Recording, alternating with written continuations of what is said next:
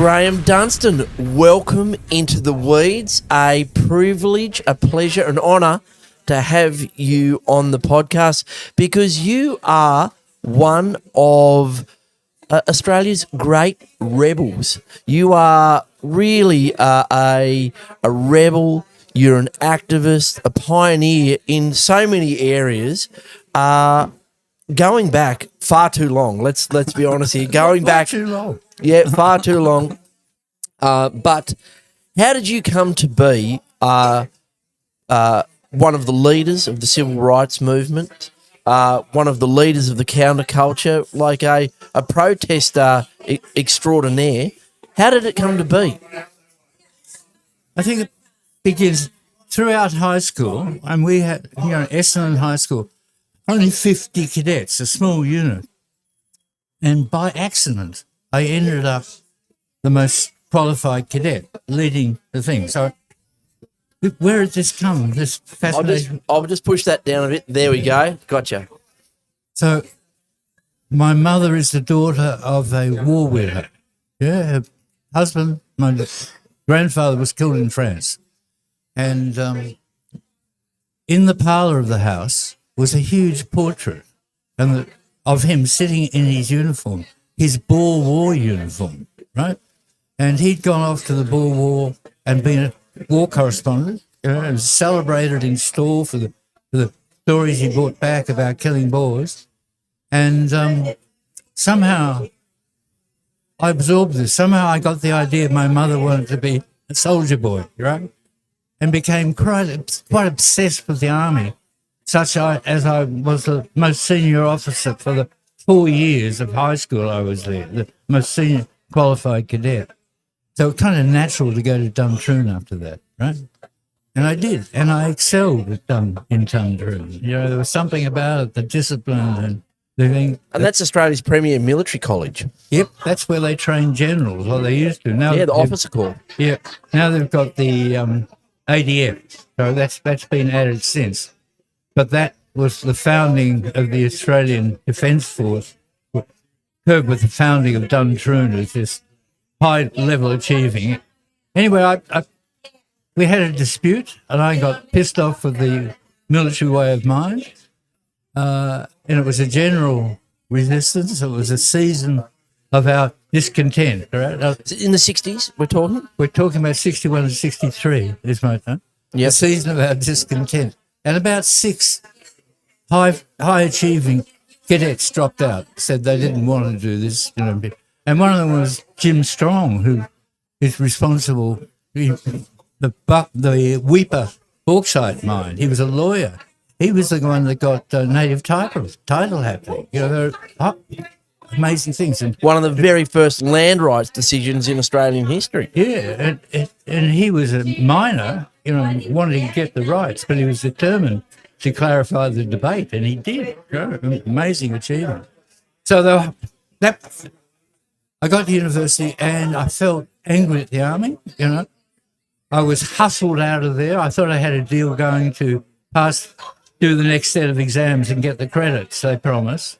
And they hustled me, they got me out of there such that I found myself, you have to run and return things, right? Return your rifle, return this and this and this, and get signatures for them. And then they dump you on a railway station, a Goulburn railway station, and no support, right? So it was like a sudden realization that after these 3 years of close supervision, I was on my own. And it was intense, yeah. And when I got to university, my ambition to get to university, here's my story. I went to orientation week at Melbourne University. I was enrolled second year industrial engineering, and thought, what am I going to do with all this military stuff that I'm familiar with now? I know how to dress and behave in the office, dress and all that kind of stuff. What use can I make it in my? And I hit on the idea of joining the squadron at Melbourne University because they were promising if you joined them into the reserves, they'd teach you to fly. I thought, that's a pretty good deal. And So I applied and went to the parade when they were going to announce the new cadets, and the commanding officer said, "No, we've decided not to take you. Thank you for your interest. We understand a better offer is coming." And I thought, what's going on here? The next night, these two guys in suits turn up at my parents' house where I'm staying. They're from Asia. They've come to make an offer.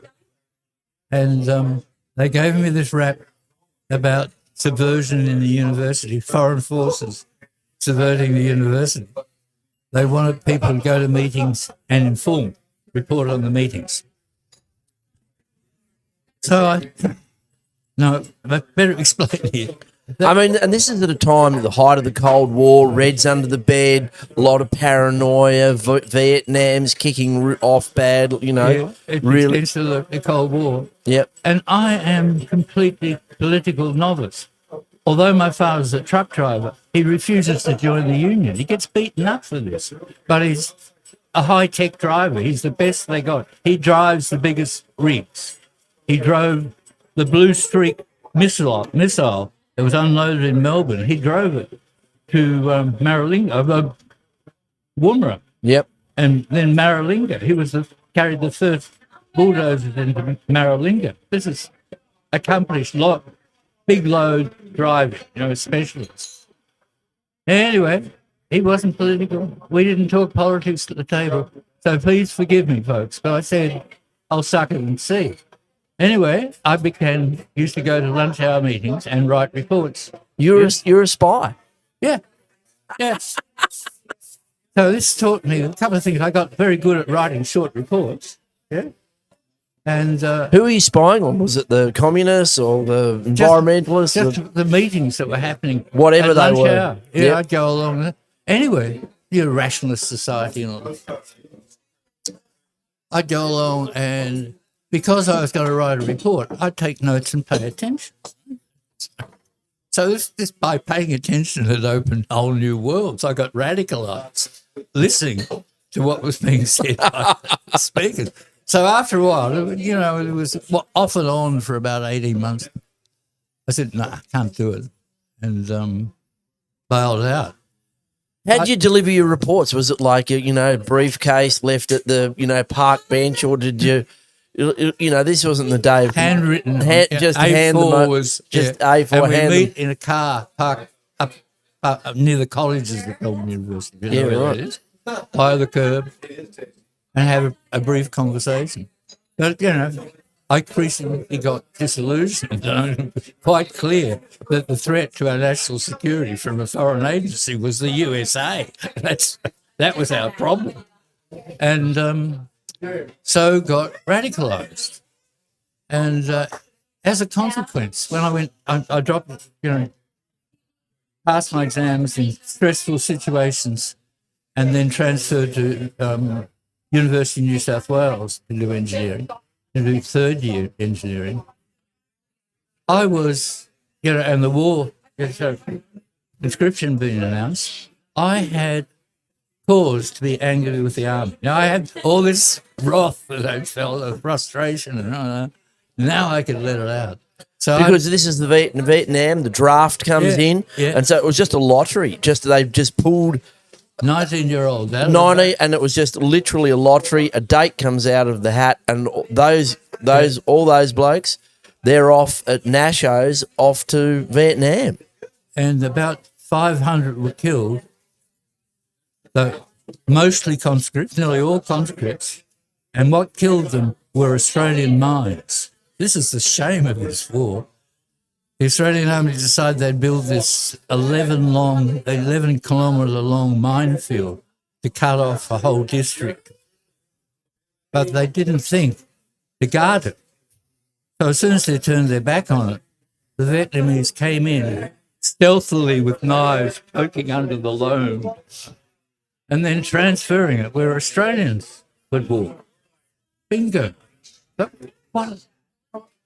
Anyway, I remember watching a movie called The Odd Angry Shot, and it was a war movie, I think it was done in the late 70s, 80s. Yeah. And it was about Australians in Vietnam.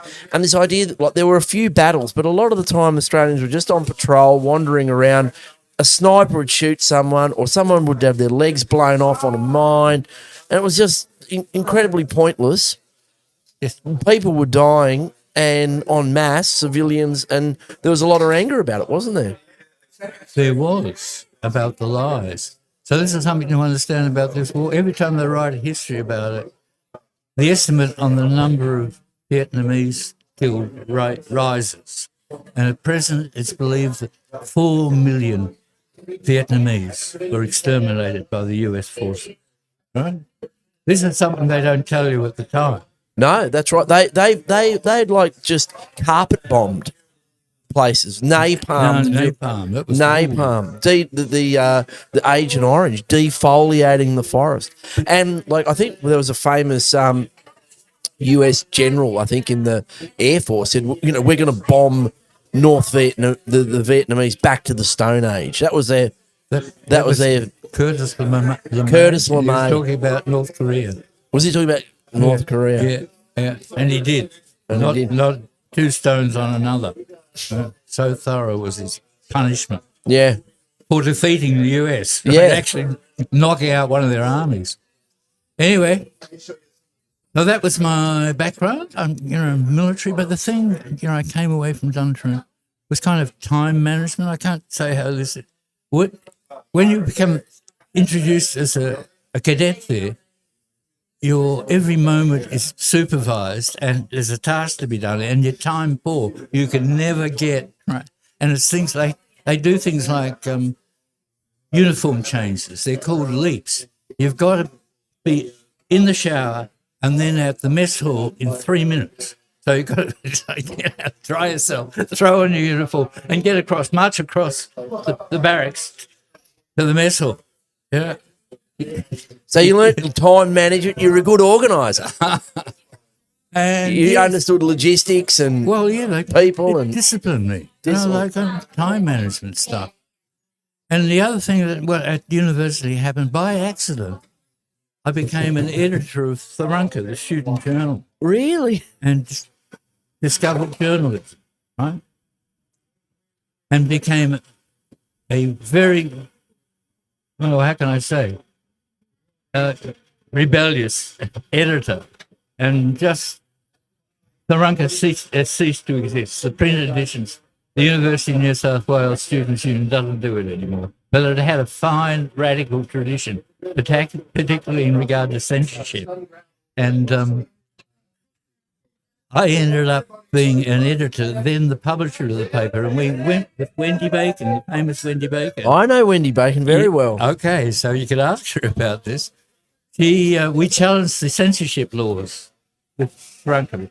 We published with the determination to cause a ruckus and get arrested and go to court, right? So it ended up with she and I getting indicted, having to face trial. This is our deal. Not for the first time. Not for the last time, I should say. Not for the last time. Anyway, the trial was interrupted by the fact that Wendy Bacon was so rebellious. You have, to have a trial. You have to have a committal hearing, so all the evidence is presented, and you have to have all the players there for which Wendy wouldn't show up. This happened twice, right? And then they arrested her and put her in Silverwater women's prison. Yeah, Amazing. yeah, for obscenity. For obscenity and contempt of court, I'm sure. And she was bold. So in these first hearings, the magistrates' courts, we dressed up for her in chose her uniform. She chose to be a nun's uniform. No. Yes. And on the breastplate they painted there was, I think it's, I am being, or I have been fucked by God's steely prick. She says these days that she kind of regrets this. Maybe it was a bit extreme, but it had the desired effect. They certainly got a lot of attention. And in the end, a lot of support came forward. And the case kind of disappeared. I'd been invited. I was waiting notification to be going before the court. And they, oh, don't worry about it. So, It disappeared off. It disappeared because of Wendy's action. The act was on her. She became this prison reform advocate. You know? Seriously, the prison rights. Bathurst, was it? Yeah, the Bathurst riots happened about that time, wasn't it? Yeah. So she dipped into this culture. This is amazing. This is what radicalism does to you. New vistas are opened up. So that was the next phase in my... I became a student organizer on campus because I had this surplus time. I could pass exams, right? One night study, I could cover the whole curriculum. I had it down to an art form, which involved reading past year's exam papers, picking the questions, listening intently at the last lecture, And scraping through. I used to get honors. What? I used to go and work this. Anyway, I was an exceptional student.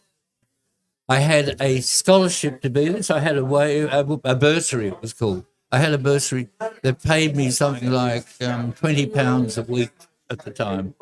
And it was for the weapons design establishment in Mirabelong, Department of Defence. So this had kind of been wangled by the senior generals who reckon I got a raw deal done through.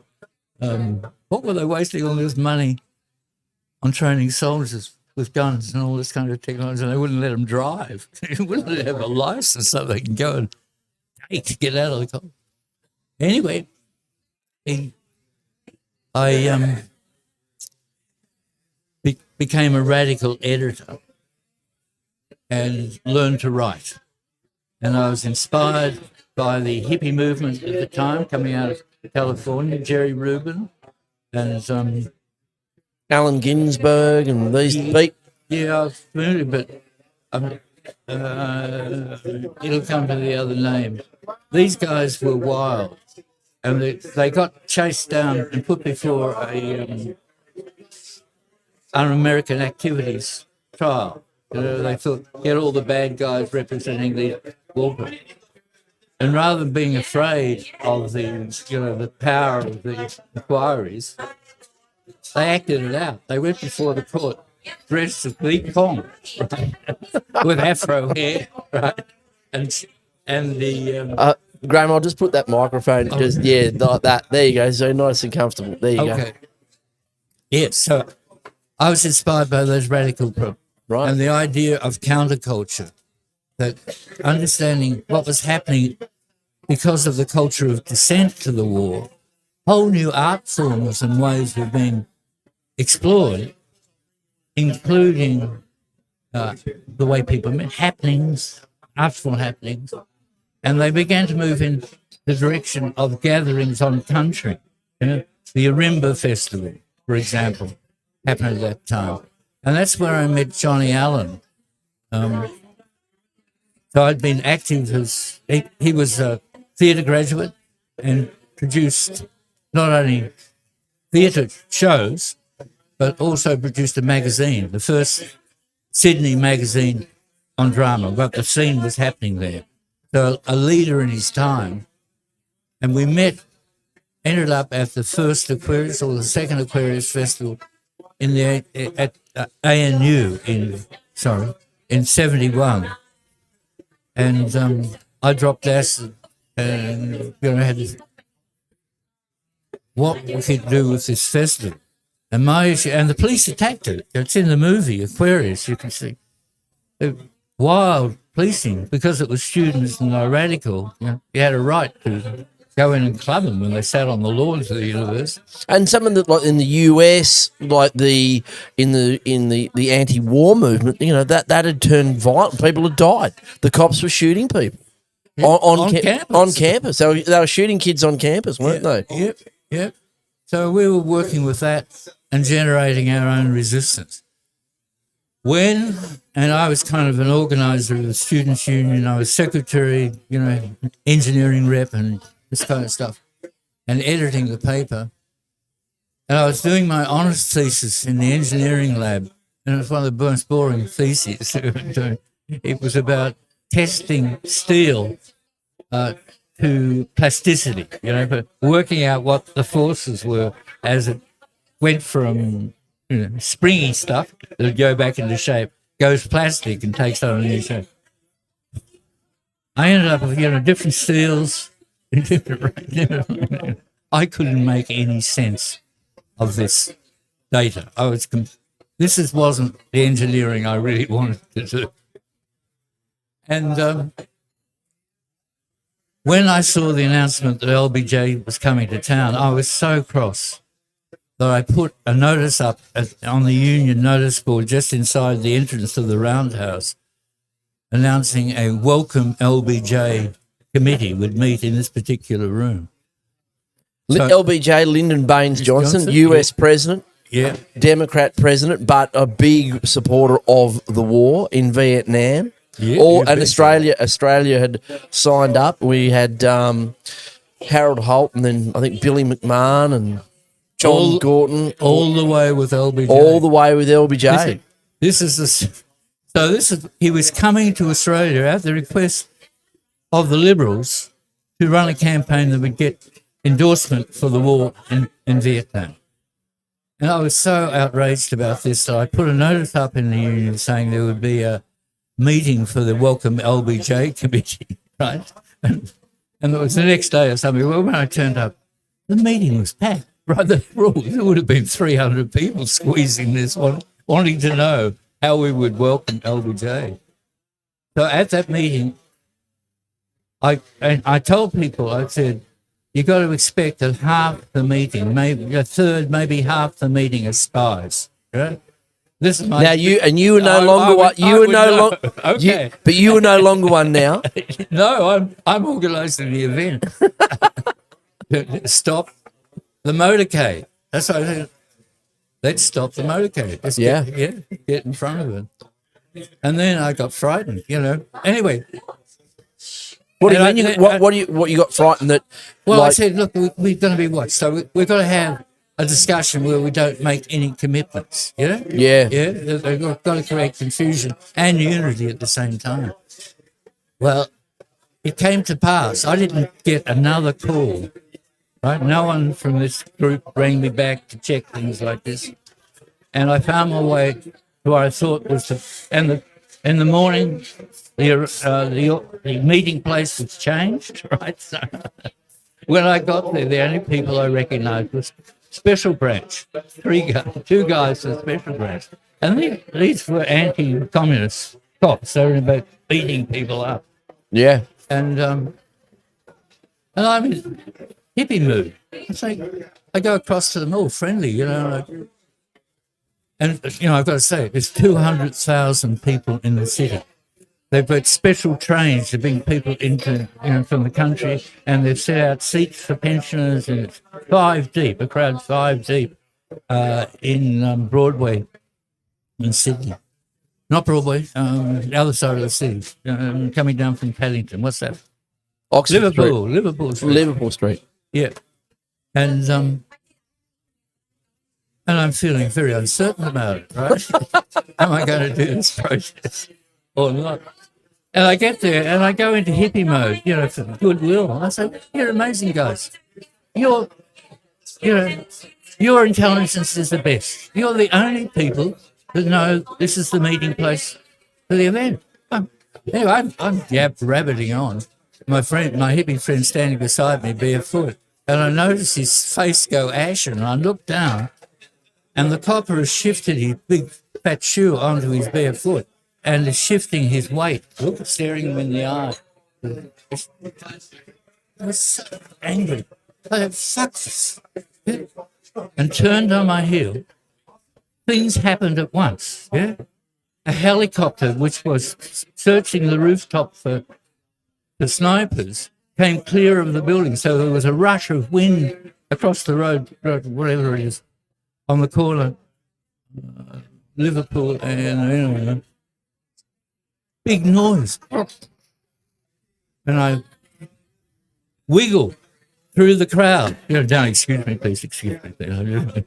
Thank you. I reckon when the helicopter, he'd have to have been close. In motorcade.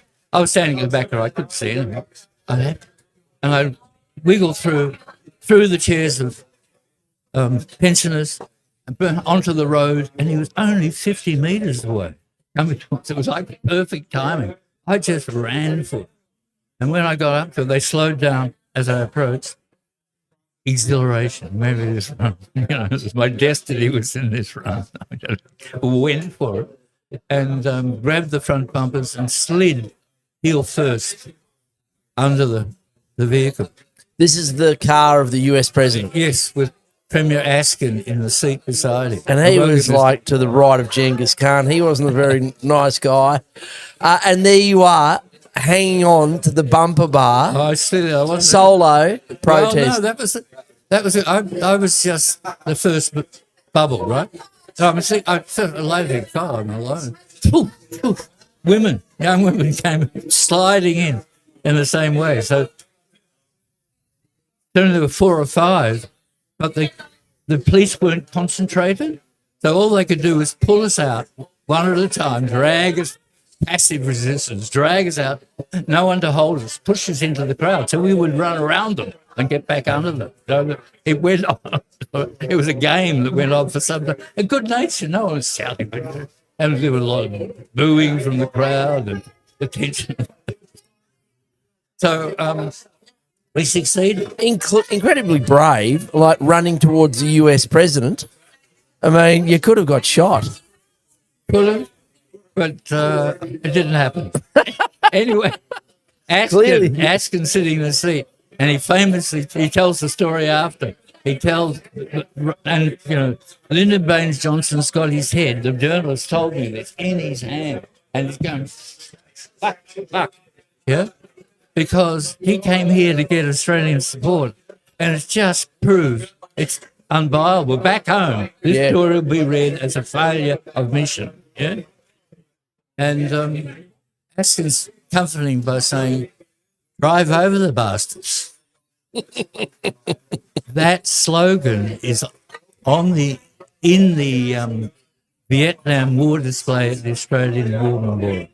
Now, I was there like last week for Anzac, and went to see the new galleries, and the Vietnam War story includes the resistance. Right? Yeah.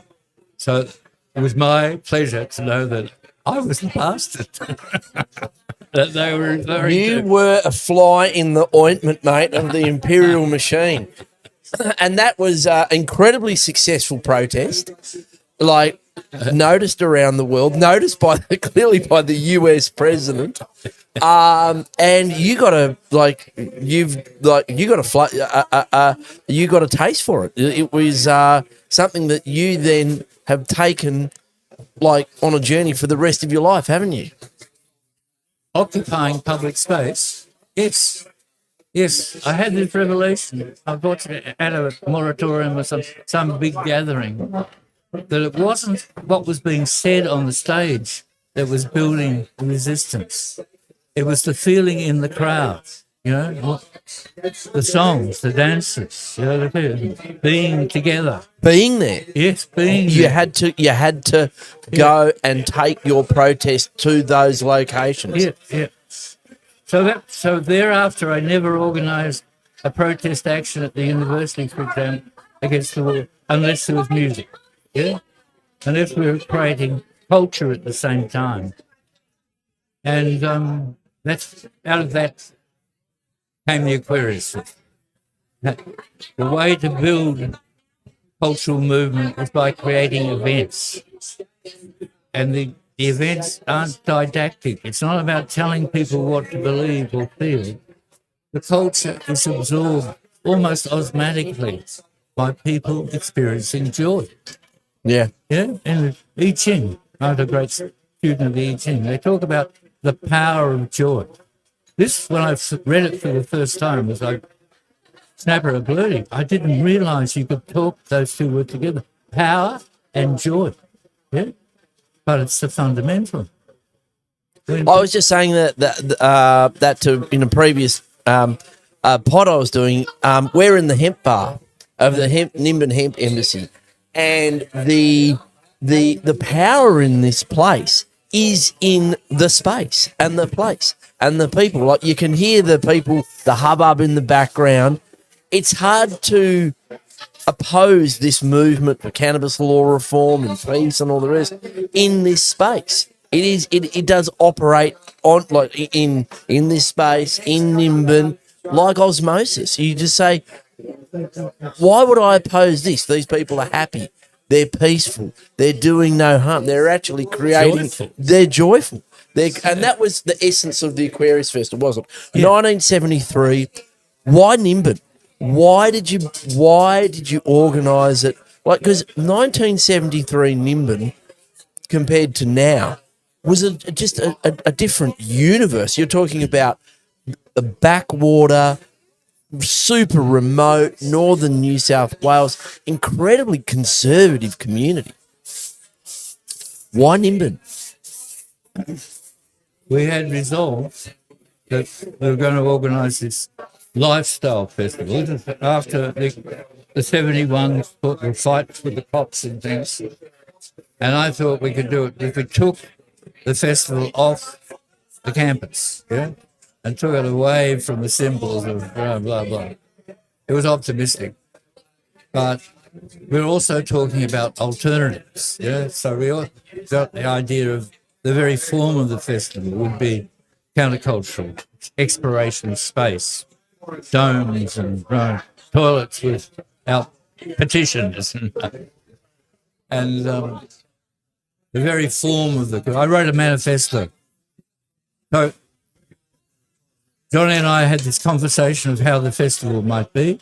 I wrote an essay that was published nationally in Union, talking about getting off and dumping the idea of having a program like the Adelaide Festival, and just say it's a lifestyle event. Come and be the festival. Bring your stuff and see what happens. And this took off. But we didn't talk much. And then I got a call from the Australian Union of Students, why don't you apply for the position of director of the festival? And I thought, okay. They flew me down to Melbourne, interviewed me and said, you got the job. Oh, and we interviewed for another guy, the director of Aquarius, Johnny Allen. Do you know him? So suddenly this conversation about what we do with the Aquarius Festival had been given salaries and an office and, backup. So we met, first day of work, didn't even have any furniture in our office, and sat on the thick carpet, so it was newly furnished, without the furniture, fitted up. And what are we going to do? What? I said, well, what Marx did was write a manifesto. So I said, okay. So I sat down then and there and drafted a manifesto. And using my skills, this is a journal skills, in offset printing, they had, Australian student they produced lots of reports. So they had a great printing department and decorated it, and declared it to be the manifesto of the festival. It's still there, people are inspired by it today. Looking back, I would describe it as what the Quakers talk about as prophetic voice. I just sat down, the words came out, jotted them down. Mind you, they had been lubricated by editions of Tharunka exploring countercultural themes, publishing influential essays, even though we had to steal them, get the ideas out there, and engage the leading minds in Sydney at the time on these subjects. So I had kind of, out of this, kind of a broad understanding of what might be included as counterculture, from anti-war to spiritualism to food, ecology. And drugs too. Because you said before you dropped acid. Yeah. That must have had a profound impact on your perception, your view of the world. Like, was it a pivotal moment, or was it just something you went, oh well, you can see the world differently, and sort of back to normality, or do you Was it like a paradigm change for you? It's a paradigm change. I remember walking across the campus. I dropped acid on the Kensington campus of the University of New South Wales and went for a walk. Now, they got retaining walls halfway up, and each of the retaining walls had a cacti in it. I remember walking past this wall, and it was as if I was in an art gallery. You know? Each little square rectangle of soil and cacti were beautifully presented. I was seeing the world in another way, seeing plants as alive. That's right, visionary. So deeply influenced by Timothy Leary and Ramdas and things. And it comes to life in your manifesto, this different way of seeing the world. Yes, we describe ourselves as anti-consumerism. I think one of the slogans was, we don't want to be sold. We don't want to be sold our culture. We want to make our culture, not make it a commodity.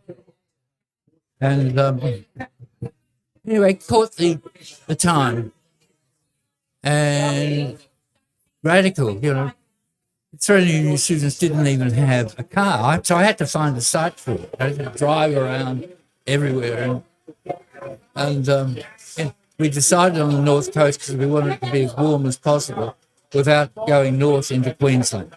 You know, hippies were being stopped in their cars by the Queensland police at the time, hostile to students. And I drove around a lot. And part of my difficulty in finding places was I didn't know what I was looking for. I'd been distracted by Paul Joseph. Paul Joseph was all about getting land. After the festival, there would be a land, we could live in communes together. And so the requirements for the land were a river, flat patches, and I could never get this combination right. But traveling around, talking to real estate agents, driving to properties to look at things, it was just despairing. And then I got a question was asked.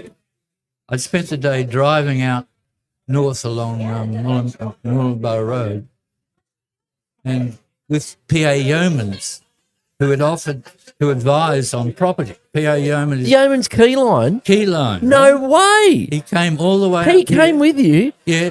I am that is some deep agroecology there. PA Yeoman's one of my heroes.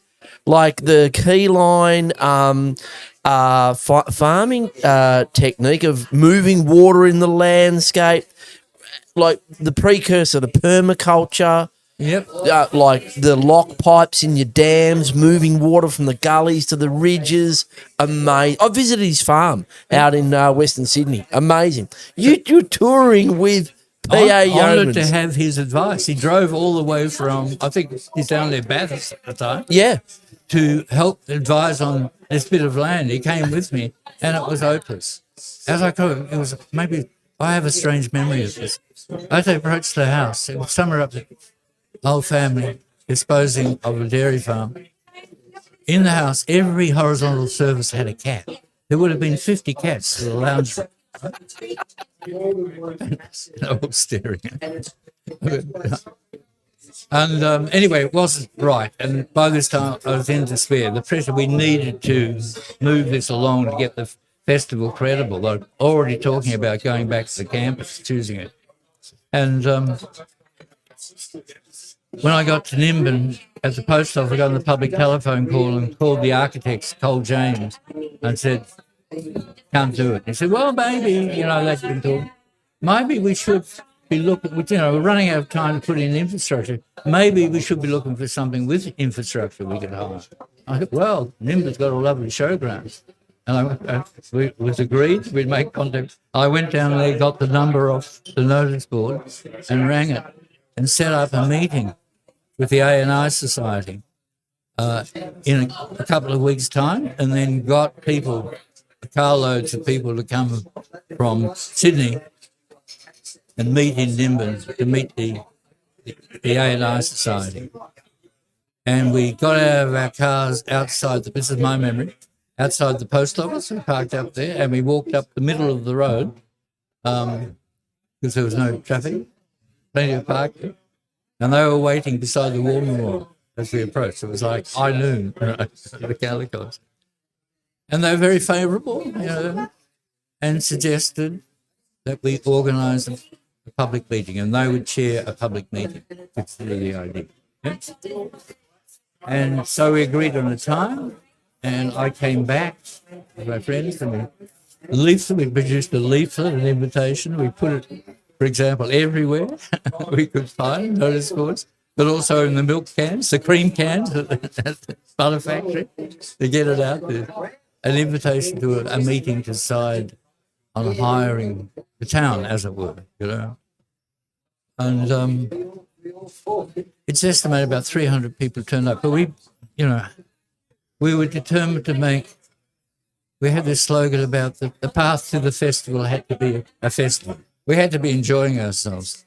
So we made it a kind of a concert, more than a meeting. And the guys from Brisbane, what were they called? From Queensland University, they organised a food cooperative up there, and for the festival, Graeme Cathcart was his name. They organised the food supply. This building had been a general store, and they turned it into a food co-op. And went up to Brisbane during the festival and bought food in there. So, where am I? What's the story? The A&I, you've got the meeting. Get the meeting. The Queenslanders turn up. Yeah, and they show Super 8 movies on the wall. They set up screens, and there's a guy there from there called Bomber Perrier, and he's a classic clown, a big wry smile, and blonde afro hair, and a bodysuit, and he had a mallet made out of plastic, and when it hit something solid, it went beep, So we set up two lines facing each other down the hole with the town at the bottom. And when someone came and sat in, he would stalk them with his a big smile. And the whole other side of the room would be watching this and go, whoop, and everyone would laugh. It's like the best fun and the goodwill. And we had them laughing before, right? And I tell the story about the mushrooms. We're all on. We'd found, when we asked the policeman, Bob Marsh, who backed our meetings, if he could help us find accommodation. And he found us a place at Procton's Road? The Kirkland's Road. The first house in Kirkland's Road, it was. He drove us there with the police station. The police car, he took us up there. And there you go. So it's frangipani trees, a pair of frangipani, in the front garden, long grass. But the house has no doors. Someone's come through and moved not only the front and back door, but all the intervening doors. I've never seen a more open house. And we walked through the house to the back stoop. So we're looking down, steps going into the backyard, long grass, and a perfect circle of gold-top mushrooms. Yeah. It has to be a sign. We go, Bob's waiting outside, but I think it's the right place. Okay. So that's what we did. We got, organised ourselves up there. Took the mushrooms. And cooked them up in a stew that night and went to the meeting. I like to say, took our talents to town. Because it was like that. Yeah. Paul Joseph sang songs. These guys were acting. Such goodwill. And the town though, there was this was then was a forestry, dairy farming, agricultural bananas. Yeah. I mean, this is national party heartland, country party heartland. Well, what had happened, serendipitously, it was that the rural drought was being taken, and they in Four Corners. I think I've never been able to find it again. But the townspeople were insulted when they saw this doco about the rural drought and used it as an example of the collapsing of villages in the town, particularly the dairy industry, and a sense of shame, because the house, Nimbin was only recently established. It's something like the 1880s, 1890s. They're the first guys. And the peak butter yield in Nimbin was 1920. After they cut down the trees and the fertility of the soil was still there. 1920 was they had all downhill from there. But it built the church. The School of Arts was the first building in the town, I understand. David Howard tells that story. So it's always had this, they supplied the land and built the schoolhouse, the first settlers. They're very independent and Masonic. I think having Masonic rituals together, bound, right? Very strong community. Undone by the war, Second World War, trauma, young people going off to the city, and the collapse of the dairy industry. No one wanted to do it anymore. It was a shift in the culture. Anyway, part of our promise to the people of Nimbin was that we'd bring the young people back, recycle a town. Different young people with different values can live poorer, but they'll create culture, create something good. So that's what, in fact, happened after the festival. But you convinced the town that you hired the showground, Aquarius kicks off, and a key moment in Australian cultural, political, history, isn't it? That moment. It is. It's like the high point of the counterculture, no question, right? The big water of change. And so the second phase of my life, so that, and it exhausts.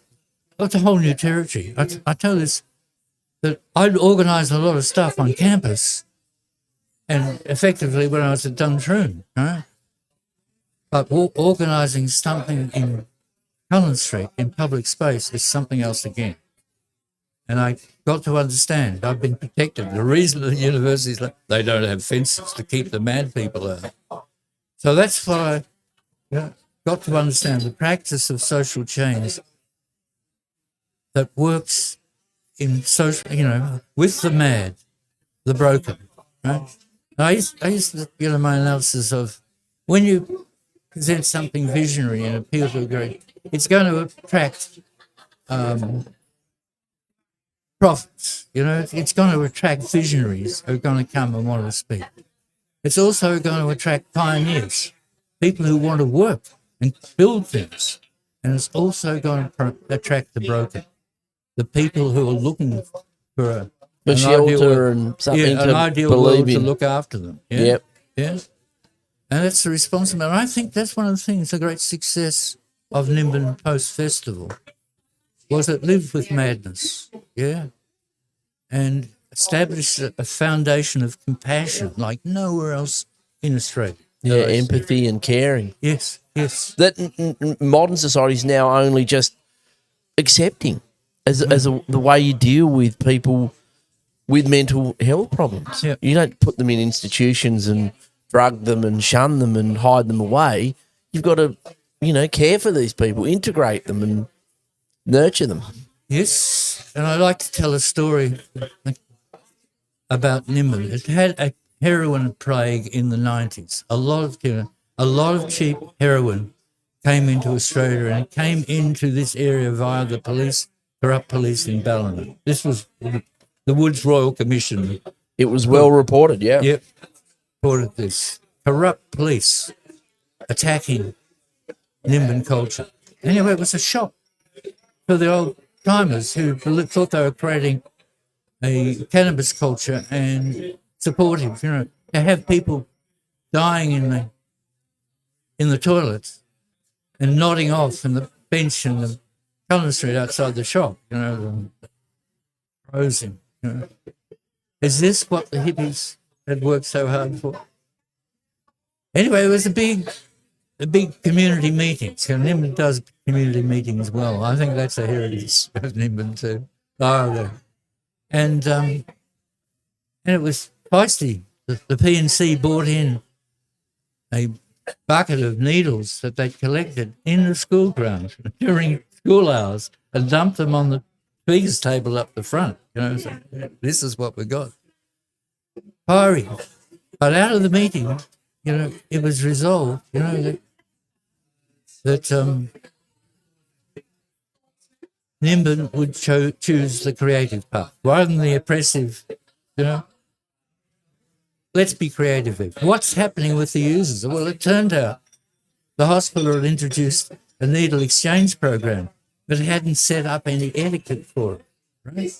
And hadn't told the townspeople to expect a few more needles laying around. Once the culture of the users took responsibility, they're still here, of course, but they aren't visibly disgusting people anymore. Yeah? And that was Nimbin. Bob Hopkins voiced it at the meeting, saying, let Nimbin take a solution, a creative solution, find a creative solution, find the alternative.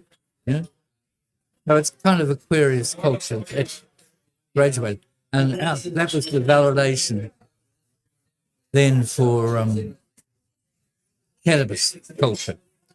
One of the other cultures that you created was one where we had to acknowledge, our dark past with Indigenous Australians. And you were pivotal in working with Charlie Perkins, weren't you, on the freedom rides?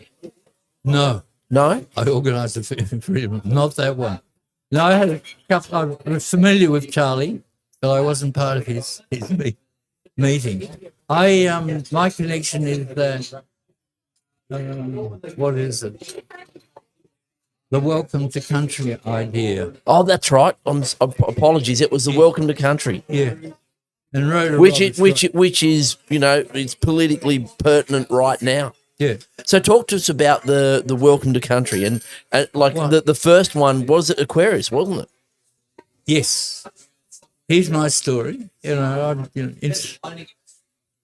So it is said, realise this is, I say about Nimbin was that the hippies didn't find Nimbin. Nimbin found the hippies, right? We were brought here, and part of that is the Nimbin rocks. So I went up there when we were organising the festival. And there's a big stand of amazing rocks. An ancient initiation ground for young men in particular. And I didn't have any background in that at all. I just knew it was something significant up there. Had my photograph taken, sitting on a rock, and the diggers, there was a magazine, a counterculture magazine at the time being produced by Richard Neville called The Digger, I think it was, yeah? And I got interviewed up here and they printed a major article about sitting. So I began to see it as an initiation ground and still do. And people are still coming here, being initiated into new ideas, and new ways of being. Anyway, in search of the sacred. It was always part of the Aquarius Festival. Religious groups, finding Buddhists, Hindu, Hare Krishna. I took the Buddhist path. Then, so I'm still a protester. And we become aware. I'm editor of the Nimbin News, effectively. Peter Pedals is producing it, doing all the printing for it. I'm doing the layout and most of the writing for it. It's an interesting publication because we have a no censorship policy. We say if you put your name on it, we'll print anything you give us, right? That's okay, except if you're David Spain, who could write 15 pages and put his name on it. But it meant we had a kind of accessible journalism and immediate, right? You'd see your name. Well, I got to go. I got to go, mate. It's been great. We'll have to do chapter 2. I got to open the Mardi Gras.